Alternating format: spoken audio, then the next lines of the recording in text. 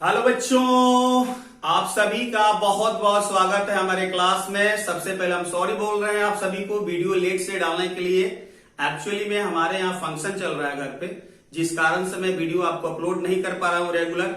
और जैसे ये फंक्शन कंप्लीट होगा, लगभग और 4-5 दिन बाकी है इसमें, तो फिर आपको वीडियो कंटिन्यू मिलेगा। फिर भी हम कोशिश कर रहे हैं 1-2 वीडियो आपको बीच में डाल दें और इलेक्ट्रोकेमिस्ट्री को कंप्लीट कर दें, ठीक है। तो आज हम आपके लिए नया टॉपिक लेकर आए हैं, जिस टॉपिक का नाम है मेटालिक नहीं, इलेक्ट्रोलाइटिक कंडक्टर या कंडक्टेंस। चलिए, मेटालिक कंडक्टर के बारे में तो बहुत कुछ आप पहले से सुन रखे हैं। इलेक्ट्रोलाइटिक कंडक्टर के या कंडक्टेंस के बारे में कुछ बातें आपको बताएंगे यहाँ पे। सबसे पहले ये बताओ कि मेटल में करंट का फ्लो क्यों होता है। तो मेटल में करंट का फ्लो होता है बच्चों फ्री इलेक्ट्रॉन के कारण। पता है आपको अच्छे से। इलेक्ट्रोलाइटिक जो हमारा कंडक्टर है या जो कंडक्टेंस है, उसमें करंट का फ्लो होता है due to free ions. Free ions यानी केटायन और एनायन के कारण से। क्लियर हो गया। अब आपको पता है कि किसी मेटल रॉड में अगर हम करंट को फ्लो कराएं, यानी कि मेटालिक कंडक्टर की अगर बात करें, तो वहां पे रेजिस्टेंस ऑफर्ड होता है। अब रेजिस्टेंस तो आपको पता है ना कि जो करंट के फ्लो को अपोज करता है उसको रेजिस्टेंस कहते हैं। तो ये मेटालिक कंडक्टर में होता है। अब इलेक्ट्रोलाइटिक जो हमारा कंडक्टर है, इलेक्ट्रोलाइटिक कंडक्टर जैसे मान लेते हैं आप नमक लिए, उसको पानी के अंदर डाल दिए, वो केटायन और एनायन में टूट गया। अब उसमें करंट का फ्लो होगा, लेकिन क्या वहां पर भी रेजिस्टेंस होता है? तो वहां भी रेजिस्टेंस होता है, लेकिन दोनों जगह रेजिस्टेंस होने का कारण अलग अलग होता है, ठीक है। दूसरी बात कि क्या कोई केमिकल डिकम्पोजिशन होता है जब हम मेटल में करंट को फ्लो कराते हैं? नहीं होता है। जैसे ये हमारे पास आयरन का रॉड है, जब हम इसमें करंट को फ्लो कराएंगे तो आयरन का ही रॉड रहेगा ना, कॉपर का तो नहीं बन जाएगा। या ऐसा तो नहीं है कि आयरन का रॉड है तो आयरन से आयरन +2 बना लिया या कॉपर से कॉपर +2 बना लिया। तो किसी भी तरह का ना कोई डिकम्पोजिशन होता है, ना कोई केमिकल चेंज होता है मेटालिक कंडक्टर में। लेकिन इलेक्ट्रोलाइटिक कंडक्टर की जब आप बात करेंगे तो वहां बच्चों केमिकल डिकम्पोजिशन होता है, ठीक है। जैसे आपने पानी लिया और उसमें नमक को मिलाया, ठीक है, तो डिकम्पोज कर जाता है ना Na+ और Cl- में, तब जाकर फ्री आयंस मिलता है, तब जाकर करंट का फ्लो होता है। क्लियर हो गया। मेटालिक कंडक्टर में बच्चों, मेटालिक कंडक्टर में जब हम टेम्परेचर को बढ़ाएंगे तो आपका रेजिस्टेंस बढ़ता है, लेकिन इलेक्ट्रोलाइटिक कंडक्टर में जब आप टेम्परेचर को बढ़ाएंगे तो रेजिस्टेंस डिक्रीज करता है। क्लियर हो गया। अच्छा, रेजिस्टेंस क्यों होता है मेटालिक में और रेजिस्टेंस क्यों होता है आपका इलेक्ट्रोलाइटिक में, इसके बारे में हम चर्चा करेंगे। लेकिन चलिए पहले हम लोग पॉइंट टू पॉइंट जो होगा यहां पे लिखना शुरू करें। तो लेफ्ट में हम लिखेंगे मेटालिक कंडक्टर, और राइट में लिखेंगे हम लोग इलेक्ट्रोलाइटिक कंडक्टर। चलिए, अब ये 2 पार्ट में हम बांट दिए हैं। मेटालिक कंडक्टर में आपको पता है, हम समझा चुके हैं, current is flowing due to free electron. पता है आपको, यहां पे current is flowing due to free ions. Ions का मतलब केटायन और एनायन। डू नॉट ऑकर्स और डिकम्पोजिशन केमिकली। किसी भी तरह का केमिकली डिकम्पोजिशन या चेंज नहीं होता है। Do not occurs decomposition chemically. यहां पर केमिकल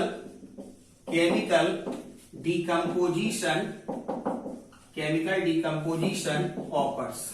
चलिए, यहां पर resistance is offered due to collision between kernel and electrons. अब पहले इसको समझते हैं। ए लड़का, समझाते हैं ना, काहे परेशान हो रहा है। चलो, तो collision between kernel and electrons. अब देखो, कोई मेटल है, ये कोई मेटल है, इसके अंदर बहुत सारे फ्री इलेक्ट्रॉन है। अब इसमें से यदि तुम इलेक्ट्रॉन को निकाल दिया तो इस पे कोई ना कोई एक प्लस चार्ज है। इसमें से जब एक इलेक्ट्रॉन को निकाल देगा तो इसमें क्या आएगा, प्लस चार्ज आएगा, और इलेक्ट्रॉन यहां निकल कर बैठा हुआ। ठीक है, मेटल से इलेक्ट्रॉन को निकाला तो मेटल पर क्या है, प्लस चार्ज, उसके बगल में क्या इलेक्ट्रॉन। अब ये प्लस और इलेक्ट्रॉन पे माइनस होता है, आपस में अट्रैक्ट करेगा कि नहीं करेगा। इतना आसानी से इलेक्ट्रॉन क्या भागेगा, आगे की तरफ भागेगा, नहीं भागेगा। तो ये इलेक्ट्रॉन जो होगा इसके तरफ थोड़ा सा अट्रैक्ट होगा, और इलेक्ट्रॉन अट्रैक्ट होगा मतलब उसका स्पीड थोड़ा कम होगा। स्पीड थोड़ा कम होगा तो करंट का भी स्पीड थोड़ा कम होगा। तो इसी को कहते हैं कर्नल। ठीक है, तो यहां पर रेजिस्टेंस हुआ किसके बीच, कर्नल और इलेक्ट्रॉन के बीच। यहां पर resistance is occurs due to, यहां पर दो तीन कारणों से रेजिस्टेंस होता है। पहला होता है आपका इंट्रैक्शन बिटवीन सॉल्यूट। ठीक है, समझाते हैं। दूसरा होता है इंट्रैक्शन बिटवीन सॉल्वेंट, और तीसरा होता है इंट्रैक्शन बिटवीन सॉल्वेंट। अब जरा समझो, सॉल्यूट जैसे कि NaCl है, तो NaCl टूटा तो Na प्लस और Cl माइनस। अब एक के ऊपर प्लस है, दूसरे के ऊपर माइनस। अब इतना जल्दी फास्ट मूव नहीं करेगा, थोड़ा सा उनके बीच अट्रैक्शन होगा, यानी थोड़ा सा उनका मोशन कम होगा। मोशन कम होगा तो करंट का भी मोशन कम होगा, यानी रेजिस्टेंस ऑफर किया। दूसरा सॉल्यूट सॉल्वेंट, जैसे कि तुमने पढ़ा था हाइड्रोलिसिस, कि जैसे ही मान लेते हैं कि कोई भी केटायन या एनायन गया पानी के अंदर, तो वाटर उसको चारों तरफ से क्या कर लेता है, घेर लेता है, यानी उसके फ्लो को, उसके मूवमेंट को क्या करता है, कम करता है। और मूवमेंट कम होगा अगर आयंस का, तो करंट का भी मूवमेंट क्या होगा, कम होगा। तो एक तरह से रेजिस्टेंस हुआ। उसी तरह से सॉल्वेंट, जैसे वाटर है तो वाटर मॉलिक्यूल्स के बीच भी कुछ ना कुछ इंटरेक्शन होगा, कुछ ना कुछ अट्रैक्शन होगा, जिसके वजह से आयन का मूवमेंट क्या होगा, स्लो होगा। आयन का मूवमेंट स्लो होगा यानी करंट का मूवमेंट स्लो होगा, उसी को तो हम रेजिस्टेंस कहते हैं। क्लियर हुआ बात, चलो ठीक है। इसके बाद नेक्स्ट पॉइंट यहां पर कि मेटालिक कंडक्टर में अगर आप टेम्परेचर को इंक्रीज करेंगे तो रेसिस्टेंस भी इंक्रीज करेगा। मेटालिक कंडक्टर में टेम्परेचर बढ़ाएंगे तो रेजिस्टेंस बढ़ेगा। क्यों ऐसा, क्योंकि जब आप टेम्परेचर बढ़ाएंगे तो जो आपका इलेक्ट्रॉन निकला है और जिस मेटल पे प्लस चार्ज है वो ज्यादा से ज्यादा आपस में टकराएगा, यानी ज्यादा से ज्यादा उनके बीच अट्रैक्शन होगा, तो थोड़ा सा स्लो हो जाएगा उनका ओवरफ्लो, और फ्लो स्लो होगा इलेक्ट्रॉन का। इसका मतलब क्या हुआ कि करंट का फ्लो स्लो हो गया, यानी कि रेजिस्टेंस बढ़ गया। यहां पर नहीं है, यहां पर जैसे कि नॉर्मल वाटर में तू NaCl डालेगा तो थोड़ा स्लो टूटेगा, लेकिन वहीं पे अगर उसको हीट कर दो, टेम्परेचर बढ़ा दो, तो भाई जल्दी से टूटेगा ना Na प्लस और Cl माइनस। तो जितना जल्दी टूटेगा उतना जल्दी फ्री इलेक्ट्रॉन आपको, फ्री आयंस मिलेगा, और जितना जल्दी फ्री आयंस मिलेगा उतना जल्दी करंट आपको फ्लो होगा। यानी कि यहां पर जल्दी और स्पीड बढ़ गया टूटने का, आयंस का स्पीड बढ़ गया, तो यहाँ पे करंट आपका क्या होगा, बढ़ जाएगा। तो यहां अगर आप टेम्परेचर को बढ़ाएंगे तो रेजिस्टेंस बढ़ेगा नहीं, घटेगा। इनवर्सली दिखाई दे रहा है ना, इनवर्सली है। हाँ, सेमीकंडक्टर के केस में भी होता है कि अगर आप टेम्परेचर बढ़ाएंगे तो वहां पर भी रेजिस्टेंस क्या होता है, डिक्रीज होता है, और रेजिस्टेंस डिक्रीज होगा तो करंट का फ्लो इंक्रीज होता है। इन बातों को नोट करें जल्दी। चलिए, आपने नोट कर लिया होगा।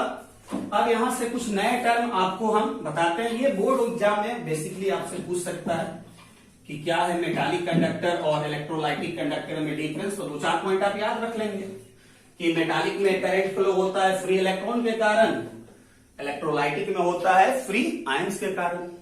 मेटालिक में कोई डिकम्पोजिशन नहीं होता है, कोई केमिकल चेंज नहीं होता है, इलेक्ट्रोलाइटिक में डिकम्पोजिशन होता है, भाई केटायन और एनायन में टूटता है।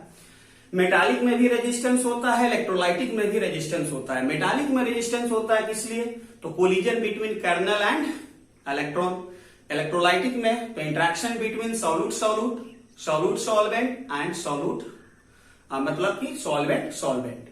अगर हम बात करते हैं यहां पर इलेक्ट्रोलाइटिक में, तो टेम्परेचर आप बढ़ाएंगे, मतलब मेटालिक में टेम्परेचर बढ़ाएंगे, रेजिस्टेंस बढ़ेगा, करंट का फ्लो स्लो होगा। इलेक्ट्रोलाइटिक में टेम्परेचर बढ़ाएंगे, रेजिस्टेंस घटेगा, तो करंट का फ्लो बढ़ेगा। चलिए, अब यहां से हम आपको कुछ टर्म से मिलवाते हैं। हेलो, यही है, हम कुछ टर्म से मिलवाते हैं जो आपको इलेक्ट्रोलाइटिक कंडक्टर में या इलेक्ट्रोलाइटिक कंडक्टेंस में यूज होगा। आइए देखते हैं। तो टर्मोलॉजी इन इलेक्ट्रोलाइटिक इलेक्ट्रोलाइटिक कंडक्टेंस। कुछ एक टर्मिनोलॉजी है इलेक्ट्रोलाइटिक कंडक्टेंस में जिससे आपको परिचित होना बहुत ही जरूरी है, और बहुत सारे चीजें जो होगा अभी आपको नया मिलेगा, फर्स्ट टाइम मिलेगा, लेकिन परेशान नहीं होना है, हम हैं आपको एक एक पॉइंट डील करके देंगे, ठीक है। हर एक तरह का न्यूमेरिकल आपको बनेगा। चलिए, पहला होता है रेजिस्टेंस। पहला होता है रेजिस्टेंस, जिसको हम लोग डिनोट करते हैं किससे? आर से। अब रेजिस्टेंस के बारे में तो आपको पता है ना कि जो करंट के फ्लो को क्या करे, करंट के फ्लो को अपोज करे, हम उसी को क्या कहते हैं? रेजिस्टेंस। ये बात आपको पता है। इसको हम लोग, इसका यूनिट क्या होता है? तो इसका यूनिट होता है ओम। यूनिट क्या होता है? ओम। और उसको डिनोट कैसे करते हैं? तो कुछ इस तरीके से, ये आपको पता है। रेजिस्टेंस के बाद आपको आता है दूसरा टर्म, जिसको हम लोग कहते हैं कंडक्टेंस। जी हां, क्या कहते हैं? कंडक्टेंस। तो सेकेंड टर्म बच्चों क्या है? कंडक्टेंस। कंडक्टेंस को डिनोट करते हैं किससे? सी से। और देखो, ये जो होता है कंडक्टेंस, ये रेसिप्रोकल होता है। कंडक्टेंस क्या होता है? रेसिप्रोकल होता है रेजिस्टेंस का। तो कंडक्टेंस आपका होता है 1/r, ठीक है। अब यूनिट अगर तुम लिखना चाहो तो 1/r, r यानी रेजिस्टेंस, और रेजिस्टेंस का यूनिट क्या है बच्चों? ओम। तो यहां पर हो जाएगा यूनिट, अगर इसका लिखें तो यूनिट क्या हो जाएगा? 1/ओम। तो इसको पर ओम लिख सकते हैं, पर ओम।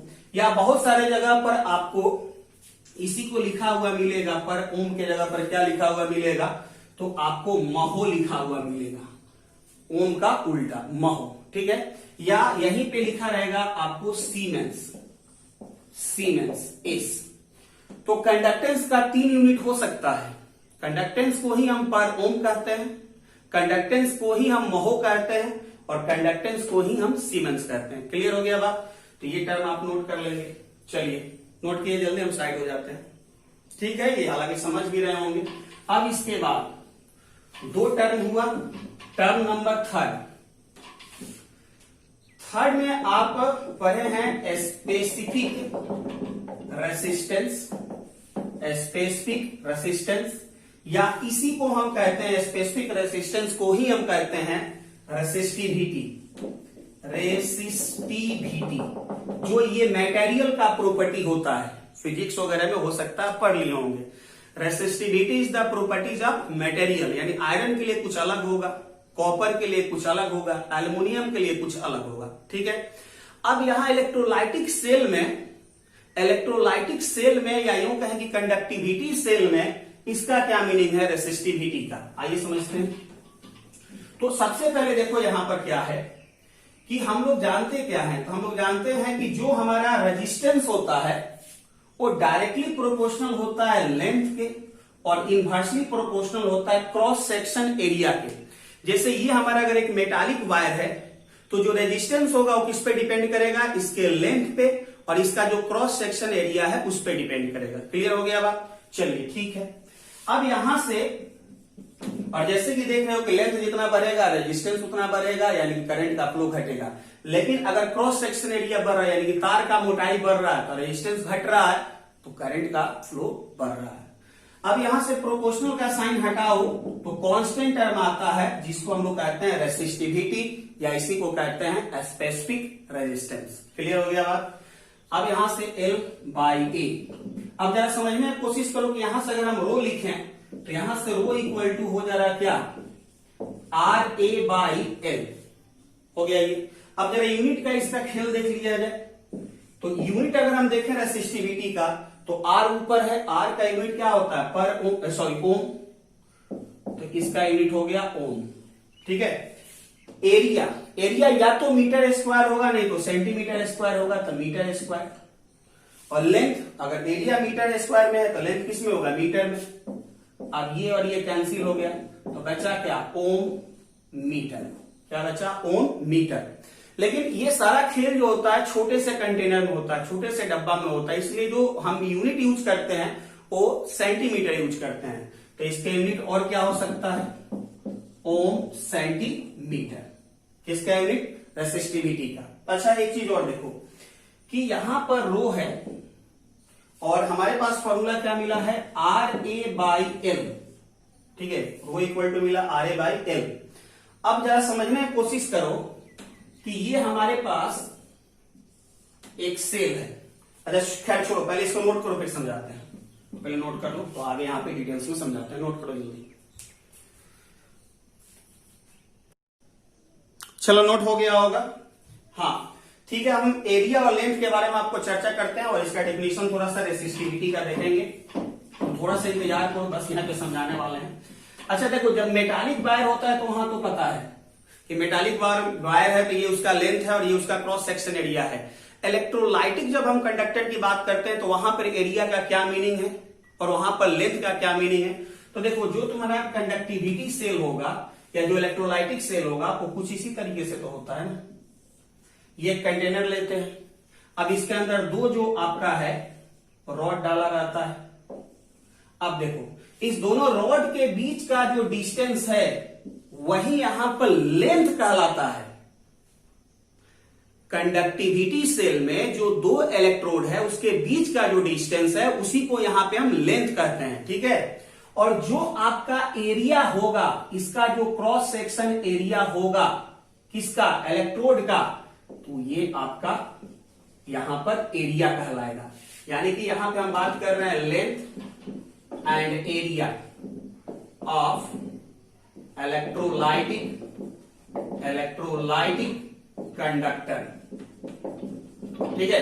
तो जो दो आपके इलेक्ट्रोड है उनके बीच का जो डिस्टेंस है वही यहां पर एल होगा और जो आपका एरिया होगा क्रॉस सेक्शन एरिया किसका, मेटालिक वायर का या जो इलेक्ट्रोड है वही आपका यहां पर एरिया कहलाएगा, ठीक है। तो एल और एरिया क्लियर हो गया। दूसरी बात यहां पर यह है कि अगर दोनों का एरिया सेम है तब तो कोई दिक्कत नहीं है। जैसे इसका भी 5 सेंटीमीटर स्क्वायर है, इसका भी 5 सेंटीमीटर स्क्वायर है, तो आप एरिया 5 सेंटीमीटर स्क्वायर लेकर चले। लेकिन कई बार ऐसा हो जाता है कि इसका मान लेते हैं कि एरिया 10 सेंटीमीटर स्क्वायर है और इसका जो होगा 6 सेंटीमीटर स्क्वायर है, तब हमारा एरिया क्या होगा, क्योंकि यहां पे तो दो रोड है। तो इस स्थिति में दोनों में से जो छोटा आपका एरिया मिलेगा, जो कॉमन एरिया होगा, आप सेलेक्ट करेंगे, ठीक है। एक का मान लीजिए कि 5 है और दूसरे का मान लीजिए 2 है, तो आपके लिए एरिया कितना हो जाएगा, 2 हो जाएगा। एक का मान लीजिए 25 सेंटीमीटर स्क्वायर है एरिया और दूसरे का 20 सेंटीमीटर स्क्वायर है, तो आप एरिया कितना सेलेक्ट करेंगे, 20 सेंटीमीटर स्क्वायर। क्लियर हो गया ये बात कि कौन सा एरिया लेना है। अच्छा, अब सपोज करो कि ये जो होगा क्रॉस सेक्शन एरिया आपको पता है और इसके बीच का लेंथ पता है, इसमें कितना इलेक्ट्रोलाइट डाला जाएगा, उसका वॉल्यूम निकल सकता है कि नहीं निकल सकता है, तो वॉल्यूम निकल सकता है। अगर हम मान लेते हैं यहां पर देखिए rho equal to R A by L, तो यहां पर अगर हम इफ एरिया कर दें 1 सेंटीमीटर स्क्वायर और लेंथ कर दें 1 सेंटीमीटर, तो वॉल्यूम कितना हो जाएगा, तो वॉल्यूम हो जाएगा एरिया इंटू लेंथ, यानी 1 सेंटीमीटर स्क्वायर इंटू 1 सेंटीमीटर, यानी 1 सेंटीमीटर क्यूब यानी कि 1 मिलीलीटर। और जब इसको यहां पे पुट करेंगे तो जो आपका रेसिस्टिविटी है वो किसके बराबर आ गया, रेजिस्टेंस के बराबर आ गया। जो आपका रेसिस्टिविटी है वो किसके इक्वल हो गया, रेजिस्टेंस के। तो आप रेसिस्टिविटी को एक नए तरीके से डिफाइन कर सकते हैं। क्या डिफाइन कर सकते हैं, तो resistance offered by 1 millilitre electrolytic solution is called क्या, रेसिस्टिविटी। अरे हाँ भाई, समझ रहे हैं, सारे टर्म नए हैं, ठीक है।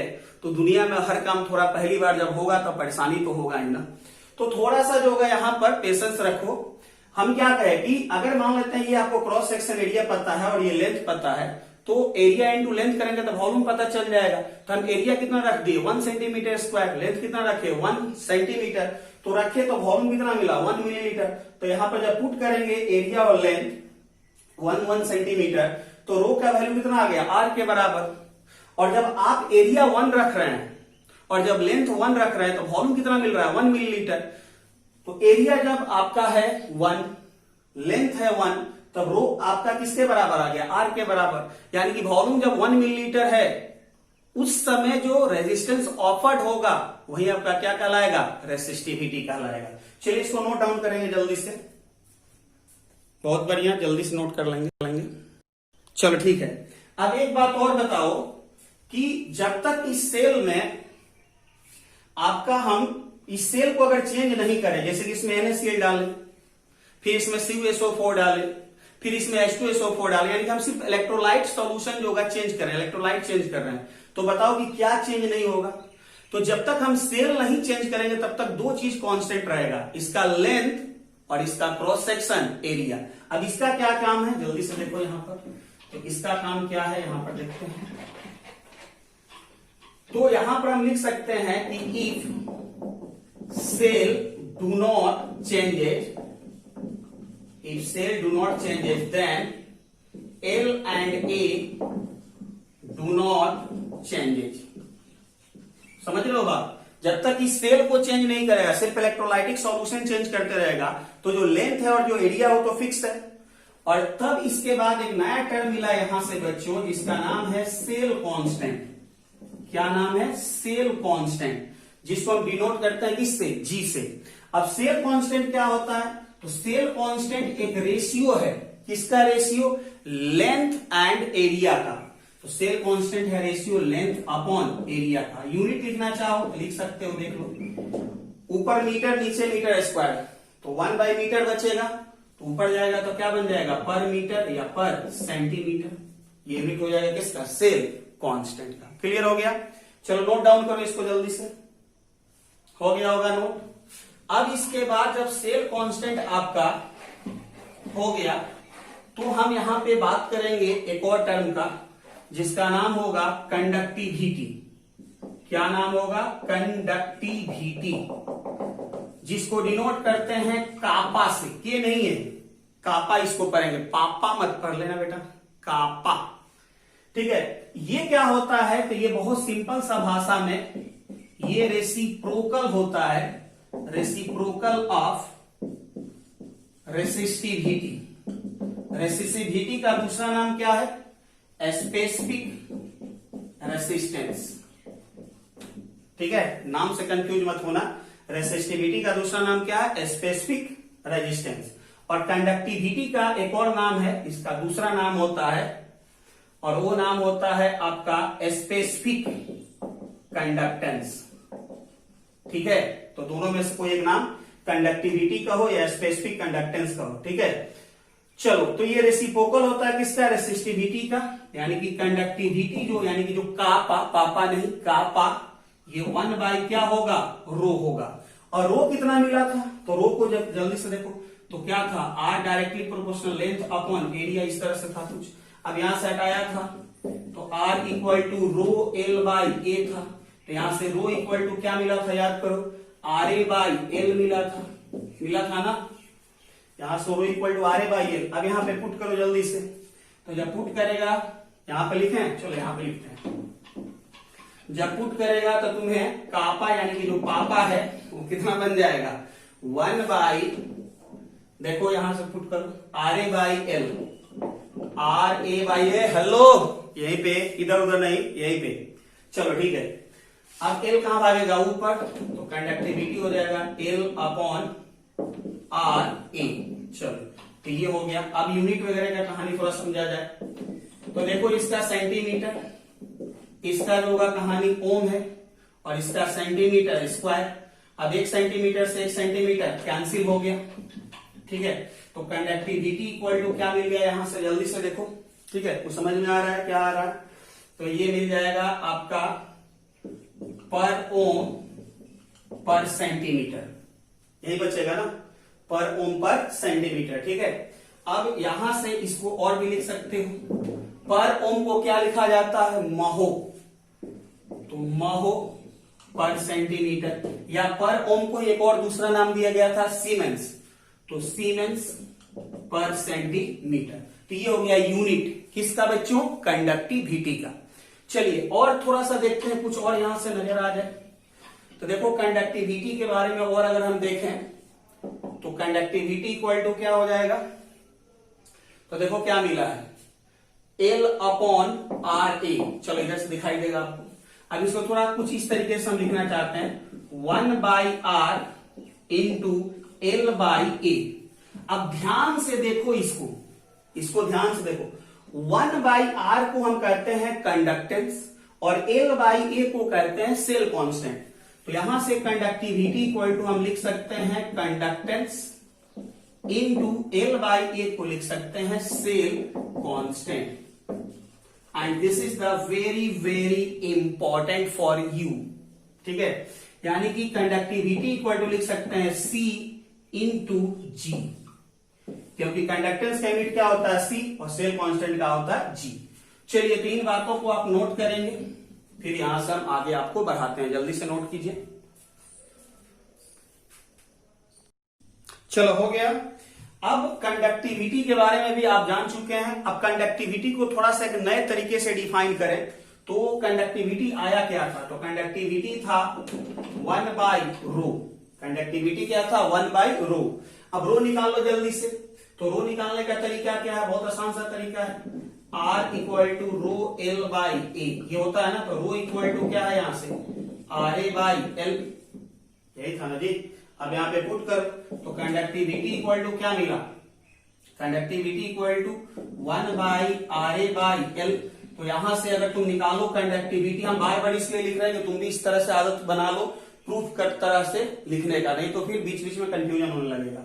अब ऊपर जाएगा तो ये कंडक्टिविटी मिलेगा L/RA। अब यही तो था ना कि दो इलेक्ट्रोड था, इसका कुछ ना कुछ एरिया होगा और इसके बीच कुछ ना कुछ क्या होगा? लेंथ होगा। तो अब हम इस एरिया को, तुमको ऐसे नहीं दिखाई दे रहा तो ऐसे देखो, ये देखो, पता चलेगा साफ साफ। चलो ठीक है। अब देखो, ये एक इलेक्ट्रोड है, दिखाई दे रहा है, ये एक इलेक्ट्रोड है।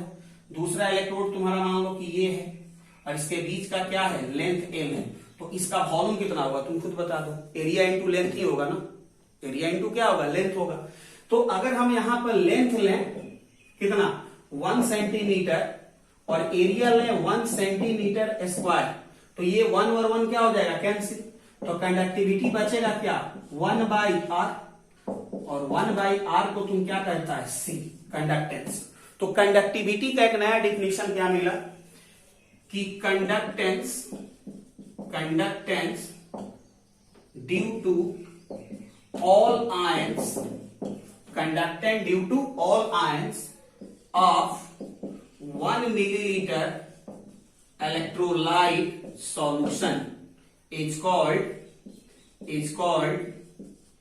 conductivity, is called conductivity। तो इस तरह से डिफाइन कर सकता है क्या है कंडक्टिविटी। तो 1 मोल इलेक्ट्रोलाइटिक सॉल्यूशन का जितना भी आपका कंडक्टेंस होगा उसी को हम लोग क्या कर सकते हैं? कंडक्टिविटी। जल्दी से नोट करेंगे इसको। चलिए, हो गया। अब आइए, यहां से दो और टर्म है, लास्ट बस 2 टर्म बचे हुए हैं जिससे आपको बहुत सारे न्यूमेरिकल आते हैं। चलिए, तो दूसरा आपका टर्म है आपका मोलर कंडक्टिविटी।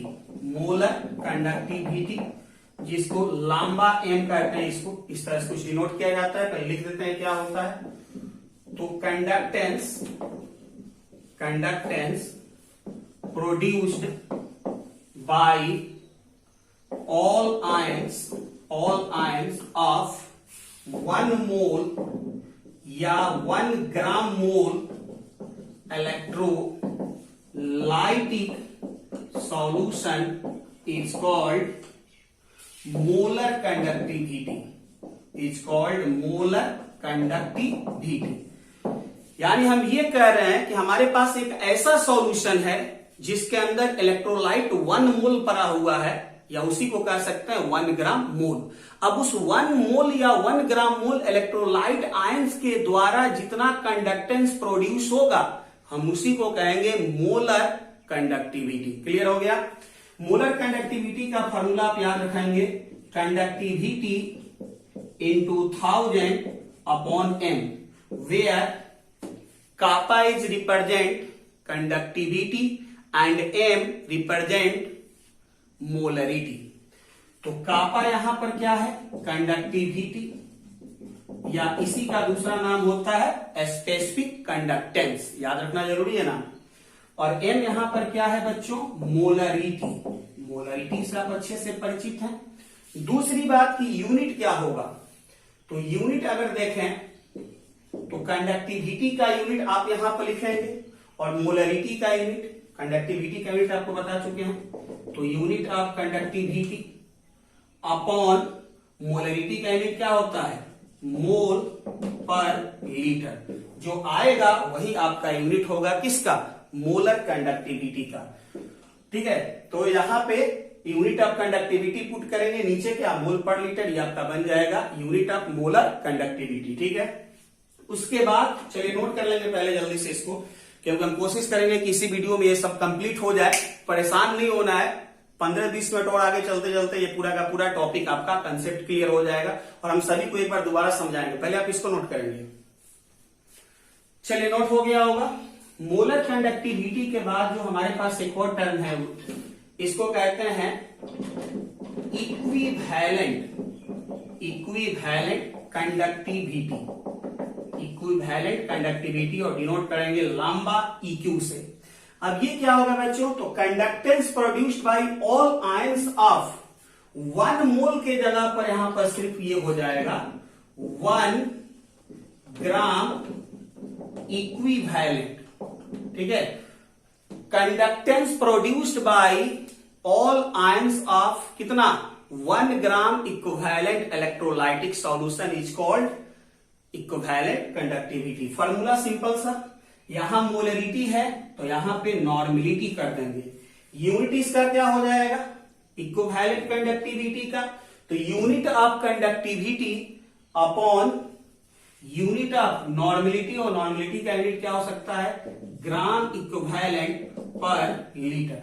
चलिए तो यूनिट यहां से निकाल लीजिएगा और डिफिनीशन जरूर ध्यान रखिएगा, मोलर कंडक्टिविटी और इक्विवेलेंट कंडक्टिविटी का बोर्ड एग्जाम में पूछा जाता है। ठीक है, तो हम पहले जितना आपको पढ़े हैं 2 मिनट में हर एक चीज को आपके दिमाग में पूरी तरह से फिट करने वाले हैं। आप तैयार हो जाएं? तैयार हैं आप? पानी उनी पी लो थोड़ा सा। हाँ भाई, थोड़ा सा इधर टहल लो ना। ठीक है, रेडी? चलो तो 2 मिनट में हमने आपको जितना सिखाया सब कुछ आपके दिमाग में फिट करने वाला है। चलिए तो आप तैयार हो जाइए, शुरू से चलेंगे बिल्कुल एकदम स्टेप बाय स्टेप। आपको टेंशन नहीं लेना है क्योंकि इसके आगे हम न्यूमेरिकल स्टार्ट करने वाले हैं। तो न्यूमेरिकल स्टार्ट करने से पहले आपका हर एक कंसेप्ट पूरी तरह से क्लियर होना चाहिए। चलिए तो आप रेडी हैं? अब सबसे पहले हमने बताया था रेजिस्टेंस।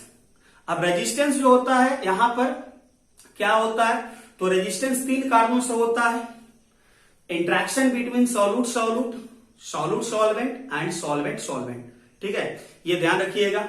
मेटालिक वाला में तो आपको पता है कि कर्नल और किसके बीच, इलेक्ट्रॉन के बीच, खैर वो तो डेफिनेशन आपको लिखा चुके हैं, उसका कोई मतलब नहीं था समझाने का। भी टर्मिनोलॉजी हम आपको समझा रहे हैं, तो टर्मिनोलॉजी में सबसे पहले आपको रेजिस्टेंस पता था। रेजिस्टेंस को R से डिनोट करते हैं, यूनिट इसका ओम, जिसको लिखते हैं क्या, ओम, इस तरह से। दूसरा हमने आपको बताया कंडक्टेंस। कंडक्टेंस क्या होता है, तो रेसिप्रोकल होता है किसका, रेजिस्टेंस का। अब इसका अगर हम यूनिट चेंज करें, मतलब यूनिट लिखें, तो ये हो जाएगा 1/ओम, यानी कि हो जाएगा पर ओम। पर ओम को दूसरा नाम दिया गया है महो और तीसरा नाम दिया गया है सीमेंस। सीमेंस को डिनोट करना है किससे, एस से। क्लियर हो गया? इसके बाद हमने आपको सिखाया कि R डायरेक्टली प्रोपोर्शनल लेंथ होता है, इनवर्सली प्रोपोर्शनल एरिया। अब यहां से R इक्वल टू प्रोपोर्शनल हटाएंगे, रो आएगा L/A। अब यहां से जरा समझिएगा कि यहां से अगर रो लिखें तो ये हो जाएगा RA/L।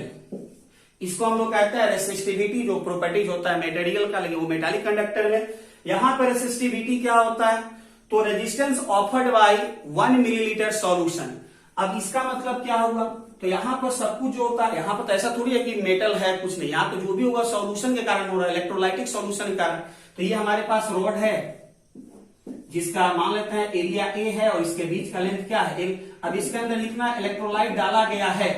अब इस इलेक्ट्रोलाइट में से 1 मिलीलीटर निकाल लो, इस इलेक्ट्रोलाइट में से 1 मिलीलीटर निकाल लो, और वो जो आपका 1 मिलीलीटर सॉल्यूशन है जितना रेजिस्टेंस ऑफर्ड करेगा वही आपका रेसिस्टिविटी होता है। क्योंकि अगर आप वॉल्यूम क्या, एरिया इंटू लेंथ होता है, तो area 1 centimetre square, length 1 centimetre, तो कितना हो गया 1 सेंटीमीटर क्यूब, यानी कितना 1 मिलीलीटर।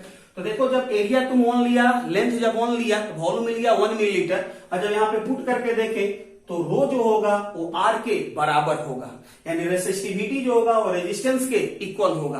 तो डेफिनेटली हम कह सकते हैं कि व्हाट इज द रेसिस्टिविटी, तो आप कह सकते हैं कि resistance offered by 1 millilitre electrolytic solution is called क्या? रेसिस्टिविटी।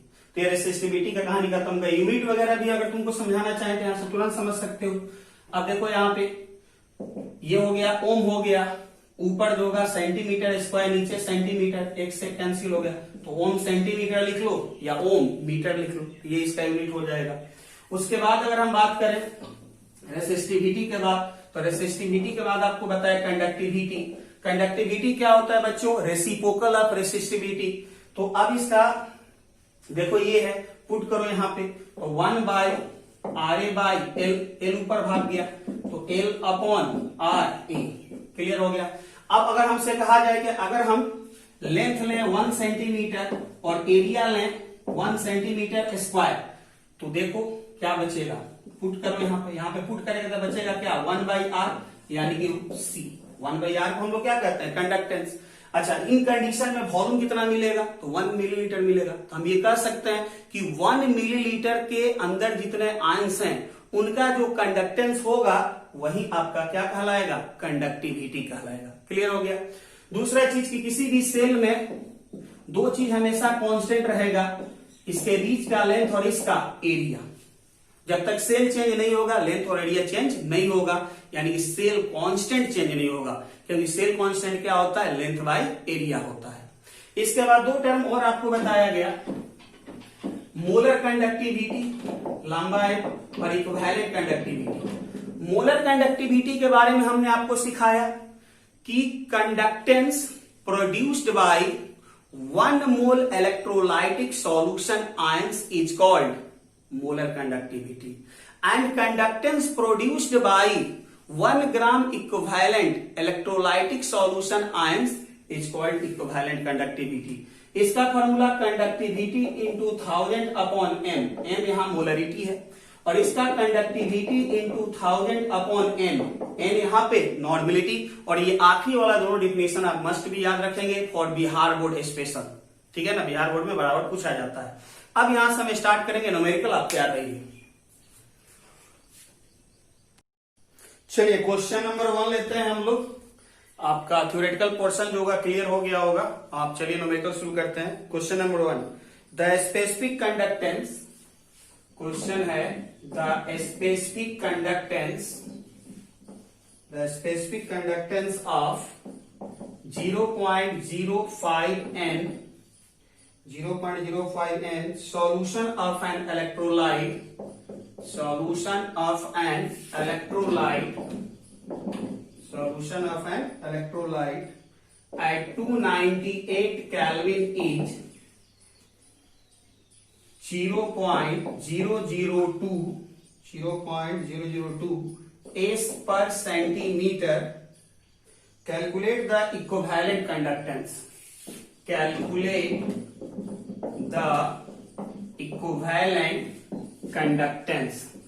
चलिए पॉज करके ट्राई करेंगे।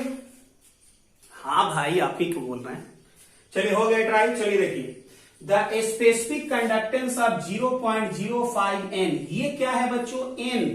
तो n का मतलब नॉर्मेलिटी, तो नॉर्मेलिटी दे दिया आपको 0.05। सॉल्यूशन ऑफ एन इलेक्ट्रोलाइट, कोई जो आपका सॉल्यूशन उसका ये नॉर्मेलिटी है, और 298 केल्विन पे कितना है? 0.002 सेंटीमीटर। द स्पेसिफिक कंडक्टेंस को ही हम कंडक्टिविटी भी कहते हैं, जिसको कापा से डिनोट कर रहे थे। तो कंडक्टिविटी है 0.002 एस पर सेंटीमीटर, सीमेन पर सेंटीमीटर। तो आपको निकालना है इक्विवेलेंट कंडक्टिविटी क्या होगा। तो इक्विवेलेंट कंडक्टिविटी का फॉर्मूला आपको पता है, कंडक्टिविटी इंटू 1000 बाई एन। अब वैल्यू को पुट कर दीजिए। कंडक्टिविटी पता है 0.002 इंटू 1000 अपॉन एन, एन का मतलब नॉर्मेलिटी 0.005। पॉज करके नोट करेंगे जल्दी से। सेकंड क्वेश्चन पे आते हैं बहुत जल्द हम। चलिए अगले क्वेश्चन की ओर बढ़ेंगे। अगला क्वेश्चन लेते हैं, क्वेश्चन नंबर 2। क्वेश्चन नंबर 2 में क्या है जरा देखिएगा कि कह रहा है कि the electrical resistance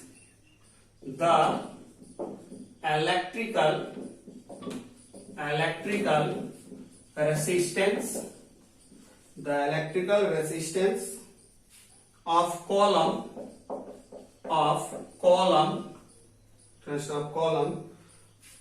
of 0.05 m, capital M, 0.05 m in a way solution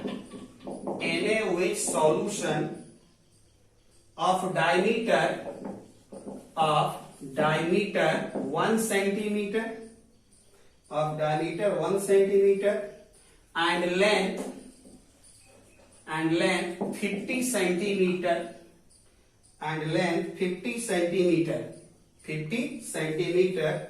each 5.55 into 10 per power 3.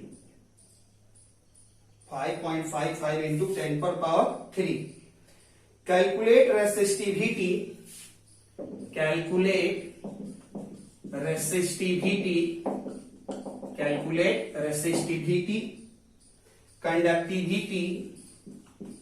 conductivity and molar conductivity. चलिए जी हाँ भाइयों बहनों, आप खुद से ट्राई करें पहले, फिर हमसे मिलें जल्दी। चलिए जल्दी से ट्राई करेंगे, फिर उसके बाद आगे बढ़ते हैं। हो गया? अब आइए समझते हैं। कह रहा है कि the electrical resistance of column of 0.05 m, तो ये तो पता चल गया कि मोलरिटी दिया है, तो मोलरिटी है 0.05 m। आगे कह रहा है NaOH सॉल्यूशन। कौन सा सॉल्यूशन? NaOH एक इलेक्ट्रोलाइट है, तो उसी सॉल्यूशन क्या देगा।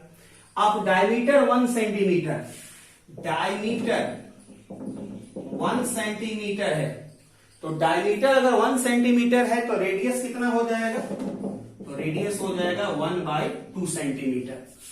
ठीक है, diameter 1 centimetre and length 50 centimetre. Length यानी L दिया गया है 50 सेंटीमीटर। इज 5.55 into 10 पर पावर 3। द इलेक्ट्रिकल रेजिस्टेंस शुरू में जो कहा है वो इतना है, यानी इतना ओम है, यूनिट छूटा हुआ इतना ओम, तो R का वैल्यू है 5.55 into 10 पर पावर 3 ओम। आगे आपसे कैलकुलेट करने के लिए 3 चीज कह रहा है, रेसिस्टिविटी, कंडक्टिविटी और मोलर कंडक्टिविटी। तो सबसे पहले हम बात करते हैं रेसिस्टिविटी का। तो रेसिस्टिविटी का कहानी कहां से शुरू हुआ था? तो रेसिस्टिविटी के लिए इस तरह से लिखे थे R डायरेक्टली L/A, तो R equal to row L/A। यहां पे बेटा यहीं पे, तो यहां से रेसिस्टिविटी था RA/L। बोलो कोई दिक्कत है इसमें? यही था ना। यहां से अगर तुम निकालेगा तो RA/ क्या हो जाएगा? L। अब देखो यहां पे R क्या है? रेसिस्टेंस है, पता है क्या? तो रेसिस्टेंस हमको पता है, तो 5.55 into 10 पर पावर 3 ये हो गया R का वैल्यू। अब एरिया यहां पर नहीं दिया है, तो अगर हमको इसका रेडियस पता हो, जैसे कि रॉड डाला गया है, तो इसका कुछ ना कुछ क्या होगा? रेडियस होगा। अगर रेडियस पता हो तो इसका एरिया पता है क्या? πr²। तो यहां से पाई का वैल्यू आपको पता है 3.14 इंटू ए का वैल्यू तो πr², πr का वैल्यू कितना? 1/2 का स्क्वायर, या इसको थोड़ा ऊपर लिख दें, चलो यहीं पे लिख देते हैं। तो रो इक्वल टू हो गया R।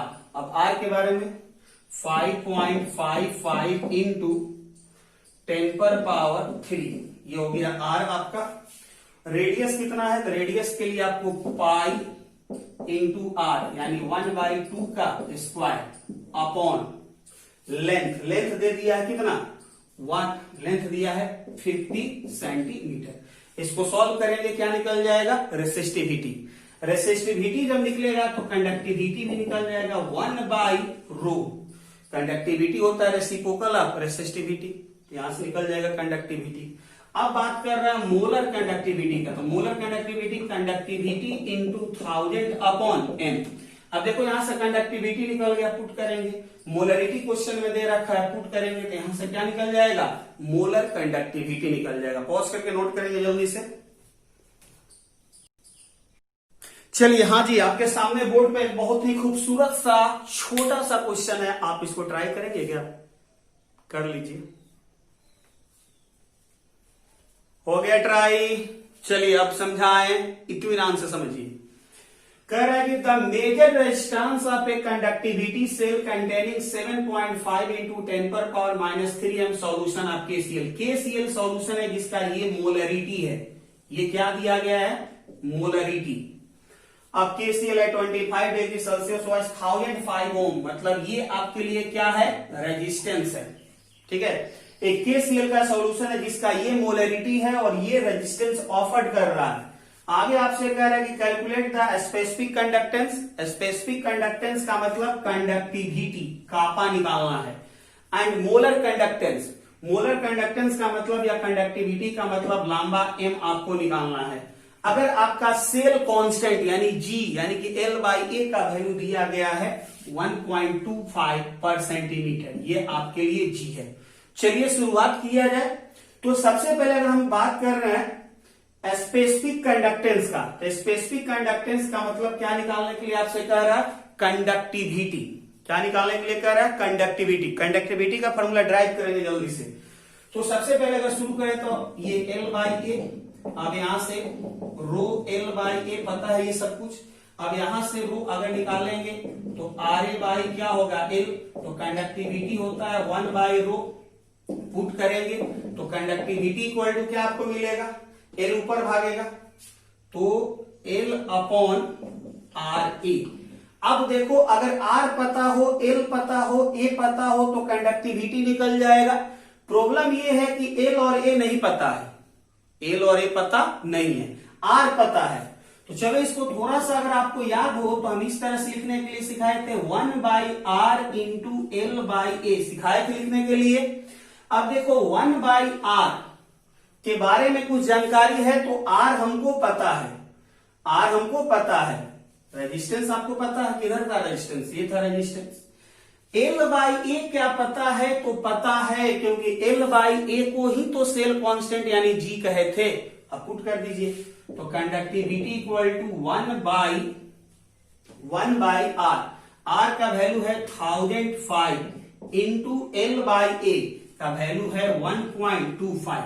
इसको सॉल्व करेंगे तो यहां से कंडक्टिविटी 1.25 अपॉन 1005 निकल गया। यहां से बोलो। अब जब कंडक्टिविटी निकल गया तो दूसरा क्वेश्चन क्या पूछ रहा है? मोलर कंडक्टेंस या मोलर कंडक्टिविटी।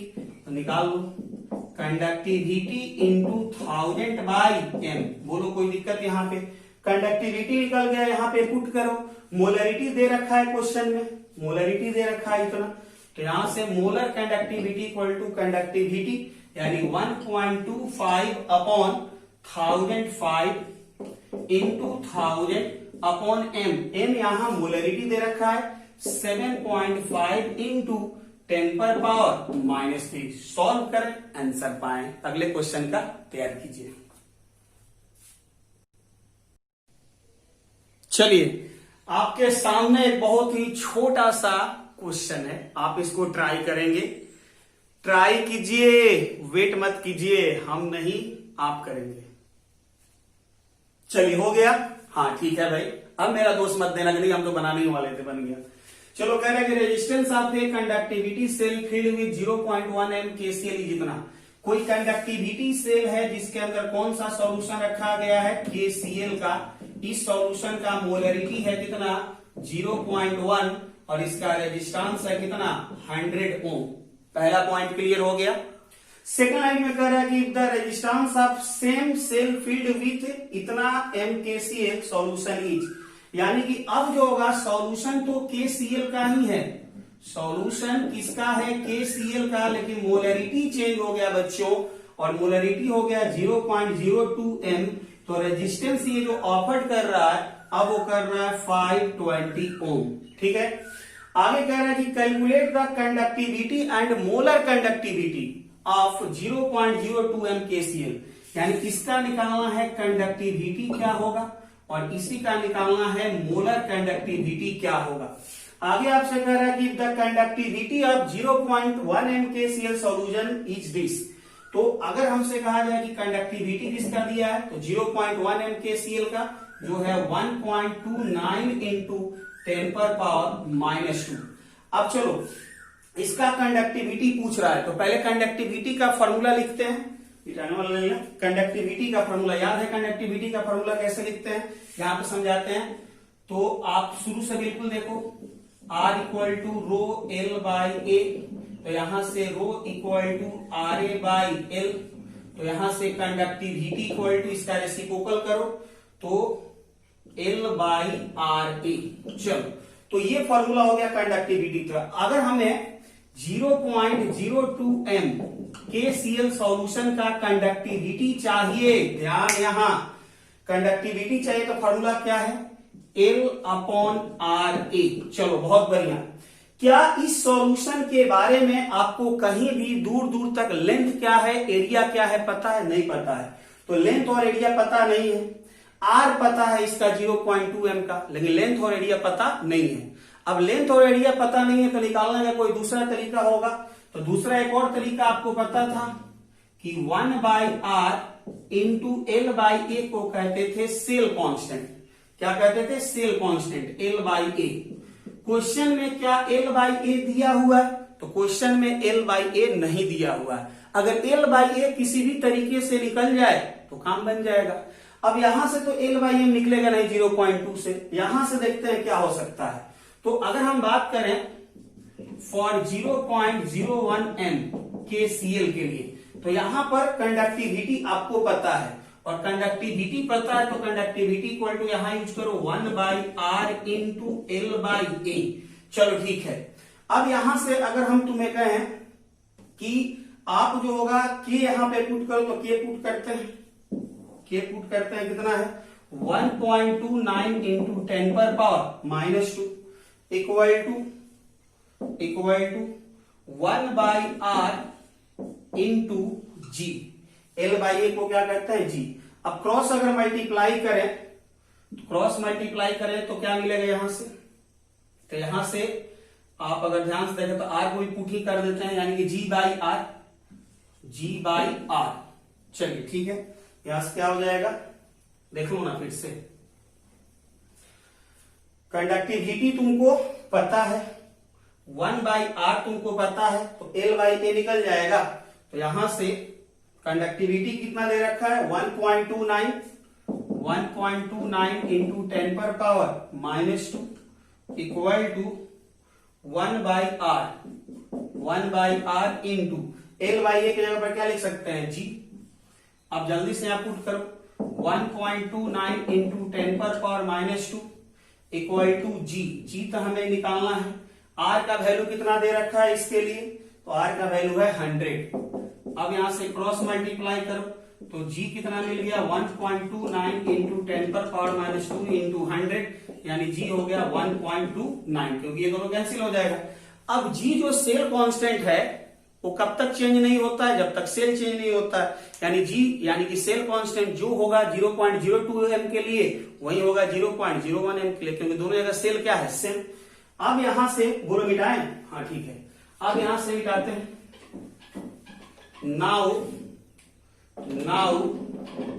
फॉर 0.02 M के लिए कंडक्टिविटी का फॉर्मूला क्या है? तो कंडक्टिविटी का फॉर्मूला है 1/r इंटू L बाई ए। अब देखो 1/r 0.02 M के लिए कितना है 520 इंटू L बाई ए निकल चुका है 1.29। अब यहां से निकल गया 0.02 M का कंडक्टिविटी निकल गया। तब यहां से मोलर कंडक्टिविटी निकालो, कंडक्टिविटी इंटू 1000 अपॉन M।